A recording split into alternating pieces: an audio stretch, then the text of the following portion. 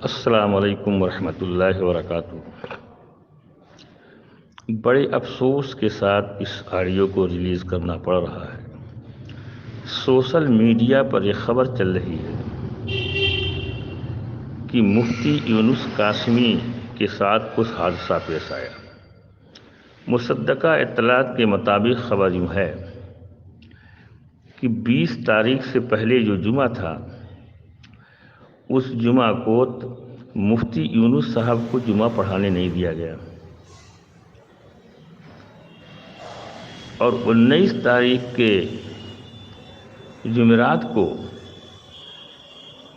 خبر کے اعتبار سے ساتھ کے گنڈے، آپ ویڈیو میں فوٹو میں دیکھیں گے، نوباشتہ لوگ کے لڑکے ہیں اور عورتیں جمعرات کو 19 مئی کو مسجد میں جمع ہو گئیں۔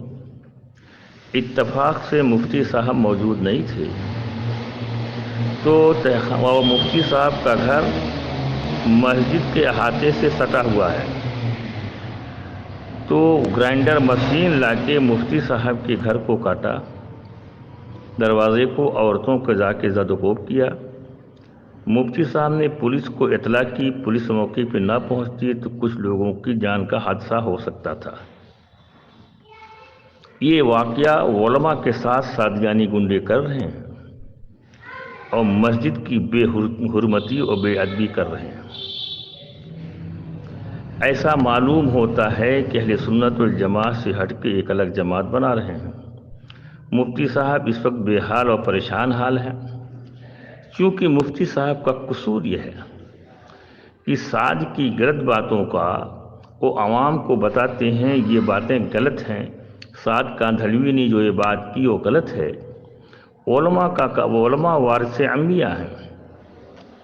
علماء کا کام ہوتا ہے کہ جو غلط بات شریعت میں چلے اس کی صحیح بات بتائیں، امت کو گمراہی سے بچائیں۔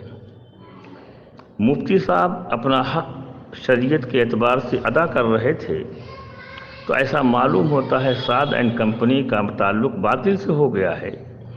یہ اپنا ایجنڈا لاگو کرنا چاہتے ہیں جو شریعت سے خلاف ہو، اس ایجنڈے کے راستے میں جو رکاوٹ ہوگا اس کو یہ زد و کوب کریں گے، ماریں گے۔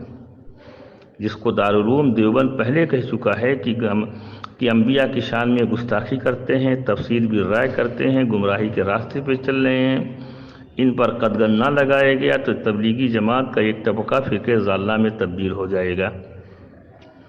تو مفتی صاحب اپنا حق ادا کر رہے تھے، جو یہ شریعت کے خلاف باتیں کر رہے تھے اس کی وہ کاٹ کر رہے تھے، رد کر رہے تھے، یہ چیز شریعت کے خلاف ہے۔ آپ دیکھیں گے کہ جو لڑکے مسجد کے اندر بے ادبی کر رہے ہیں بالکل نوجوان ہیں، نماز روزے سے ایسا معلوم ہوتا ہے ان کا کوئی تعلق نہیں ہے، اور یہ گنڈوں کی جماعت بن گئی ہے۔ یہ امت میں تفریق کر کے آپس میں لڑانا چاہتے ہیں۔ علماء کرام سے چند سوال کر رہے ہیں، آپ کے مسائل اس کا حل۔ صفحہ نمبر 25 حصہ 10 میں مولانا یوسف لدھیانوی صاحب کہتے ہیں، اگر جماعت میں جانے پر یہ مزاج پیدا ہو صرف یہی کام تبلیغ کا ہے، مدارس ہیں، مکاتب ہے، یہ سب بیکار ہیں، تو ایسے کی جماعت میں جانا حرام ہے، حرام۔ ان ساری چیزوں کو دیکھنے کے بعد ہم علماء کرام سے سوال پیدا کرتے ہیں کہ مفتی یونس قاسمی کو اس لیے مارا جا رہا ہے کہ قرآن حدیث کی صحیح بات کر رہے ہیں، تو اب اس موقع پر سعد کاندھلوی کی جماعت میں جانا حرام ہے یا نہیں؟ مولانا یوسف کاندھلوی صاحب حیات الصحابہ حصہ سوم صفحہ نمبر 228 پہ لکھتے ہیں، اس امت کو گمراہ کرنے والے وہ لوگ ہوں گے جو قرآن حدیث کو نہیں جانیں گے اور منبر پر قرآن حدیث بیان کریں گے، لوگ انہی کی بات کو مانیں گے، اور جو علماء حقانی صحیح بات کریں گے تو ان سے لڑائی کریں گے، یہ لوگ گمراہ کرنے والے ہیں۔ اور مولانا یوسف لدھیانوی کی حصہ 10 صفحہ نمبر 25 کا فوٹو کاپی میں بھیج دے رہا ہوں۔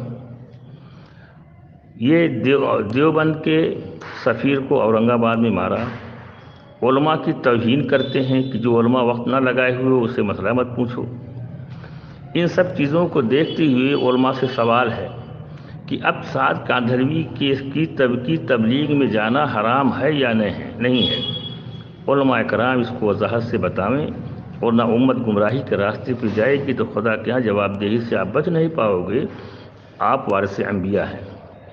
وارث انبیاء کا حق مفتی یونس صاحب ادا کر رہے تھے۔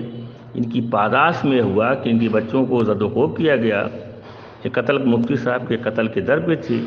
اگر تبلیغ میں جانے کے بعد علماء کے متعلق یہ چیز پیدا ہوتی ہے تو ان کا اسلام میں کیا درجہ ہے؟